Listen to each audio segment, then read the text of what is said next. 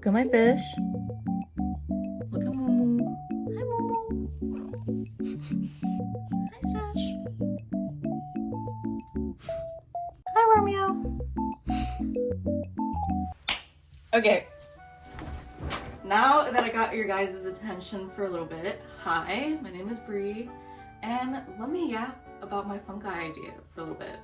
So, some of you may or may not know the cool and many things that fungi or mushrooms can be used for.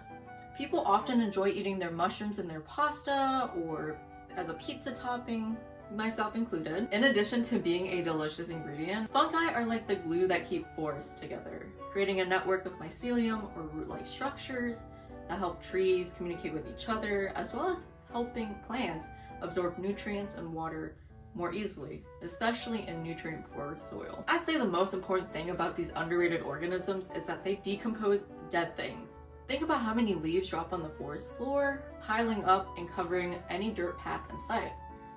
Obviously, somebody's got to clean that up, because if nobody's cleaning it up, the forest floor will accumulate with precious nutrients that can't be used, causing the ecosystem in the forest to collapse.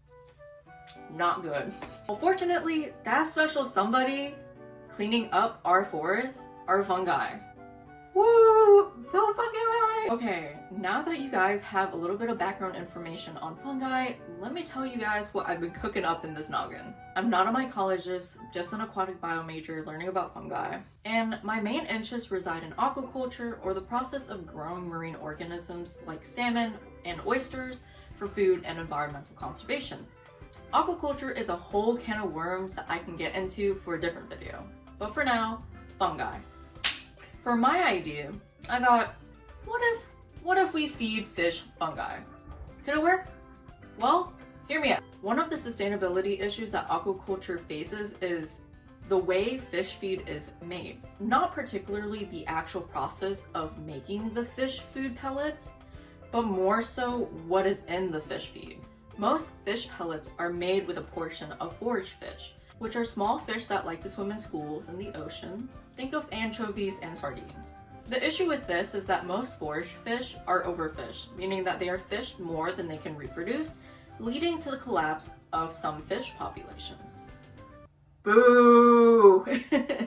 Think about it. How is it sustainable when you're feeding fish that are overfished to farm fish? Sometimes farmers need to feed their fish more fish and produce less meat as a result, which is expensive and unsustainable. Starches like corn and soy are incorporated in these pellets, which isn't all that healthy for fish, and most commercial crops aren't sustainably grown. Also, agricultural runoff can have damaging effects on the environment. So, what if we used mushrooms instead of fish and fish pellets? They're sort of protein dense, so maybe it could work. Farmers can grow mushrooms on a small plot of land, and growing mushrooms is quite simple.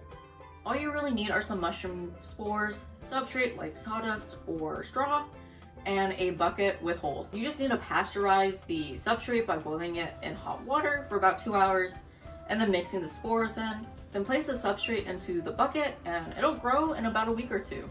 Farmers can take those mushrooms, dry them, grind them into a fine powder, and combine it with starch and oil. You just need to run the mixture through a pasta maker or an extruder to make little pellets, dry the pellets in the oven, and you got yourself some fish food. Obviously, this method should be tested with tilapia or catfish, which are commonly grown in fish farms and basically eat anything. Researchers could test this mushroom food idea in the lab and see what results come out of it. If fish that are fed these mushroom pellets can grow with less feed than fish not on this diet, then it could mean that mushroom pellets could work and should be researched more. If my idea works, maybe it could help farmers expand their aquaculture farms by incorporating fungi culture. Just like how farmers can choose to grow their vegetables alongside their chicken. Also, there's a possibility that farmers can grow mushrooms from composted fish waste. But that's a thought exercise for another time. Mushrooms can also be sold as is, helping farmers earn money while providing a different food source for people. That could also give jobs to more people, especially those with disabilities, as growing mushrooms is pretty easy. Just food for thought, or I guess mushroom for thought. Okay, thank you guys for letting me yap. Catch you guys on the flip side.